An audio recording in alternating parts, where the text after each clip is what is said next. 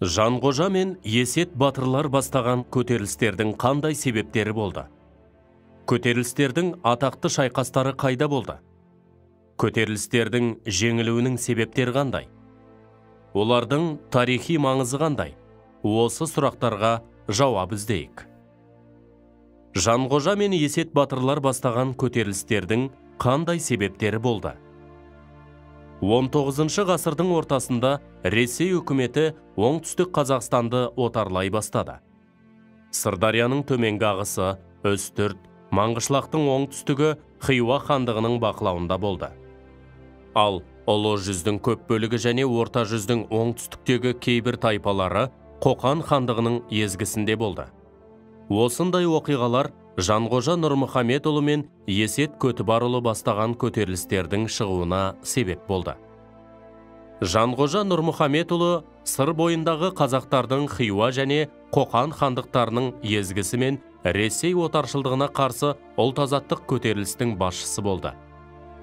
Бар өмірін Сырдария бойындағы қазақтардың тәуелсіздігі үшін күреске арнаған Жанғожа батырды сыр бойындағы қазақтар бас иіп құрмет тұтты.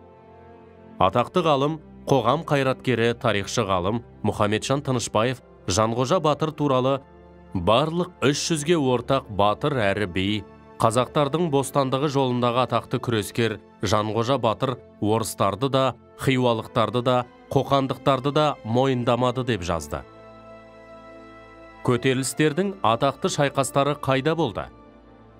Хиуа ханының ұлы Мұхамед Рахым Аллақұлдың Жаңадария мен Қуандария аудандарында қамалдар салуына қарсы шыққан Жанғожа Нұрмұхаметұлы 1843 жылы Қуандариядағы Хиуа бекінісін қиратып, 1845 жылы 2000 адамға жуық хиуалық отрядты талқандады.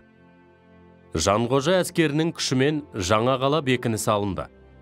1847 және 1848 жылдары ол Райым бекінісі маңындағы хиуалықтарға тойтарыс беруде орыс әскерлеріне бірнеше рет жәрдем берді. Жанғожа бір кездері Кенесары ханның қозғалысына да қатысқан. Ол Кенесарымен бірге Созақтағы хиуалықтардың бекінісін талқандады. 1856 жылы Жанғожа бастаған сыр бойы қазақтарының патша үкіметіне қарсы көтерілісі басталды. Жаңақала бекінісі көтерілістің орталығы болып саналды. Келесі шешуші шайқас 1857 жылы Арықбалық шатқалында болды. Зеңбіректермен, мылтықтармен қаруланған орыс әскерімен шайқаста Жанғожа Нұрмұхамедұлы бастаған көтерілісшілер жеңіліс тапты. 1860 жылы сыр бойы қазақтарының көтерілісі толығымен талқандалды. 1855-1858 жылдары Арал теңізі бойындағы Есет Көтібарұлы бастаған қазақтар орыс патшалығына қарсы көтеріліске шықты. Көтерілістің басты себебі патша үкіметінің салықты шектен тыс көбейтуі болды. Сонымен бірге орыс әскерлері Хиуа хандығына жорық кезінде жолдағы бейбіт жатқан қазақ ауылдарын тонап кетіп отырды. Есет Көтібарұлы бастаған бұл көтеріліске қарсы әскери экспедициялар жасақталды.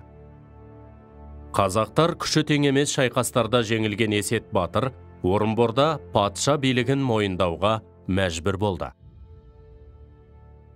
Көтерілістердің жеңілуінің себептері қандай? Олардың тарихи маңызы қандай?